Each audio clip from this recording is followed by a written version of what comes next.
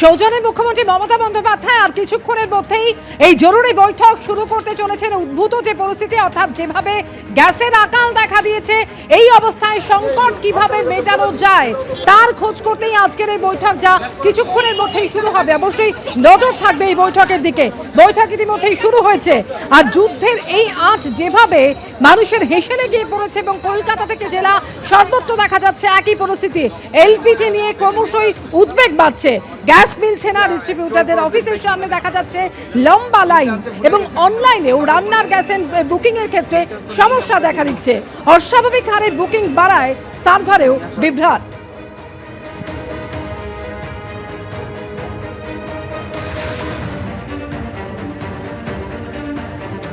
আর LPG নিয়ে এই আশঙ্কার আবহের মধ্যেই এনআরএস হাসপাতালে দেখা যাচ্ছে সিলিন্ডারের আকাল। অর্থাৎ বুঝতেই পারছেন গ্যাস নিয়ে, জ্বালানি নিয়ে যে সংকট তৈরি হয়েছে। এই বৈঠক সম্পর্কে আরো বিস্তারিত জানাবেন আমাদের প্রতিনিধি আশাবুল হোসেন। আশাবুল, দেখো পাপিয়া, মধ্যপ্রাচ্যে যে যুদ্ধের পরিস্থিতি, যে যুদ্ধ হচ্ছে সেই কারণে আমাদের দেশে গ্যাসের সংকট শুরু হয়েছে এবং গ্যাসের সংকটের পরিপ্রেক্ষিতে কেন্দ্রীয় সরকার নানা রকম নিষেধাজ্ঞা জারি করেছে। যেমন গৃহস্থলী গ্যাসের ক্ষেত্রে বলা হয়েছে যে কেউ বুকিংয়ের পরে 25 দিন পর তিনি গ্যাস পাবেন, তার আগে গ্যাস পাবেন না। অন্যদিকে বাণিজ্যিক যে গ্যাস, সেক্ষেত্রে স্কুল, কলেজ, বিশ্ববিদ্যালয়, হাসপাতাল, জরুরি ক্ষেত্রে যে পরিষেবাগুলো দিতে হয় সেগুলো বাদ দিয়ে অন্য ক্ষেত্রে বাণিজ্যিক গ্যাস ব্যবহার করা যাবে না, বাণিজ্যিক গ্যাস পাওয়া যাবে না। কেন্দ্রীয় সরকারের থেকে স্পষ্টভাবে সেই নির্দেশিকা জারি করা হয়েছে। ফলে কেন্দ্রের এই নির্দেশিকার পরে হোটেলগুলো, রেস্টুরেন্ট থেকে হোটেল, এবং তারা ভীষণ বিপদের মধ্যে পড়েছেন।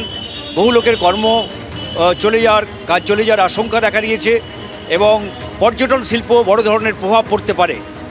এই রকম পরিস্থিতিতে আগামী দিনে আমাদের রাজ্যে গ্যাসের কতটা স্টক রয়েছে এবং আরও যদি 1 মাস যুদ্ধ চলে সেক্ষেত্রে কী ধরনের পরিস্থিতি চলতে পারে তা নিয়ে মমতা বন্দ্যোপাধ্যায় তিনি জরুরি ভিত্তিতে আজকে বৈঠক ডেকেছেন।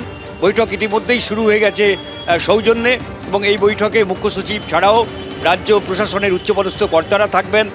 ইন্ডিয়ান অয়েল কর্পোরেশন থেকে আরম্ভ করে ভারত পেট্রোলিয়াম, তাদের কর্মকর্তাদেরও থাকার কথা, এবং বিভিন্ন গ্যাস ডিস্ট্রিবিউটার, ডিলার, তাদেরও কর্মকর্তাদের এখানে উপস্থিত থাকার কথা রয়েছে। আর কিছুক্ষণের মধ্যেই এই বৈঠক শুরু হয়েছে এবং আজকেই সকালে একটি সাংবাদিক বৈঠকে তীব্রভাবে কেন্দ্রের সমালোচনা করা হয়েছে এই প্রেক্ষাপটকে মাথায় রেখে, যেখানে তৃণমূলের পক্ষ থেকে বলা হচ্ছে যে কেন্দ্রীয় সরকার, তাদের মধ্যে কোনো পরিকল্পনার ছাপ নেই। যুদ্ধ যে আরম্ভ হবে বহুদিন থেকেই সেটা শোনা যাচ্ছিল।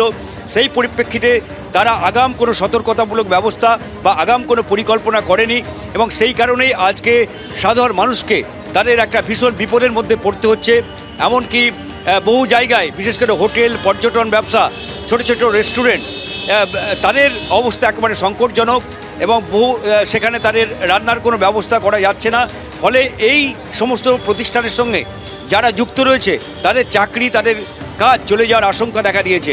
ফলে একদিকে যে সামনে বিধানসভা নির্বাচন, সেই পরিপ্রেক্ষিতে মাথায় রেখে একদিকে যেমন তৃণমূল রাজনৈতিকভাবে কেন্দ্রীয় সরকারকে এই ইস্যুটাকে হাতিয়ার করে তীব্রভাবে আক্রমণ শানাচ্ছে, পাশাপাশি সরকারের পক্ষ থেকে মুখ্যমন্ত্রী হিসাবে মমতা বন্দ্যোপাধ্যায় তিনি এই পরিস্থিতির মোকাবিলা কিভাবে করা যায়, কতটা মানুষকে স্বস্তি দেওয়া যায় এবং আগামী দিনে তেলের সংকট রাজ্যে হতে পারে কিনা, সেই বিষয়গুলো মাথায় রেখেই তিনি আগাম বৈঠক করছেন, যাতে প্রয়োজনীয় সতর্কতামূলক ব্যবস্থা করা যায় এবং আগামী দিনে কিভাবে পদক্ষেপ করা যায় সেই সব নিয়েই তিনি আজকে বৈঠক করবেন। একেবারে গ্যাস সংকটে জেরবার সাধারণ মানুষ সুরাহা কোন পথে? বৈঠকে মুখ্যমন্ত্রী মমতা বন্দ্যোপাধ্যায় সমস্ত গ্যাস ডিলারদের সঙ্গে নিয়ে। ধন্যবাদ তোমাকে আশাবুল।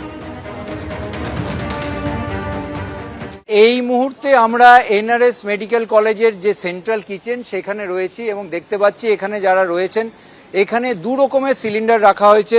বাণিজ্যিক সিলিন্ডার যেমন একদিকে দেখা যাচ্ছে, অন্যদিকে ডোমেস্টিক সিলিন্ডার, গার্হস্থ্য যে সিলিন্ডার দেখা যাচ্ছে। এখানে কর্তৃপক্ষের তরফ থেকে যারা কিচেন ইনচার্জ, তাদের বক্তব্য যে দিনে প্রায় 3000 রোগী এবং পরিজনদের যাদের রান্না করা হয়, প্রায় 3000 মিল রান্না করা হয়। কোনো সমস্যা নেই তেমনটাই তারা জানাচ্ছেন। সরবরাহ কোনোভাবে ব্যাহত হয়নি। যখন প্রয়োজন সেই রকম অনুযায়ী কখনো ডোমেস্টিক সিলিন্ডার, কখনো বাণিজ্যিক সিলিন্ডার ব্যবহার। যেমন আমরা দেখেছিলাম এসএসকেএম হাসপাতালে ঠিক একই দৃশ্য এনআরএস মেডিকেল কলেজ হাসপাতালের যে কিচেন সেখানেও দেখা গেল, যেখানে ডোমেস্টিক এবং বাণিজ্যিক সিলিন্ডার দুটোই ব্যবহার হচ্ছে পরিস্থিতির কথা ভেবে। ক্যামেরায় ভগবান শাহর সঙ্গে ঝিলম করঞ্জাই, এবিপি আনন্দ, কলকাতা। আমরা এখনো মধ্যে আমাদের কোনো প্রবলেম নেই, না কিছু নেই। আমাদের সরকার থেকে যেভাবে করে দেওয়া আছে সেটাই পাচ্ছি। ক্যান্টিনে তো বাণিজ্যিক সিলিন্ডার আসে, আপনাদের কি বাণিজ্যিক সিলিন্ডার পাচ্ছেন? হ্যাঁ আমরা পাচ্ছি, আমাদের কোনো অভাব নেই। তো এইখানে যে ডোমেস্টিক সিলিন্ডার রাখা সেটা কিসের জন্য?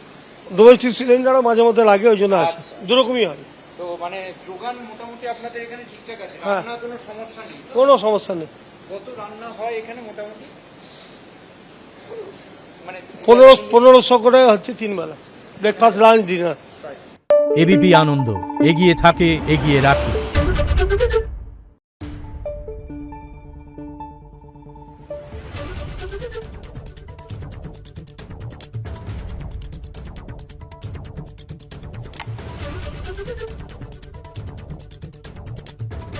Thank you.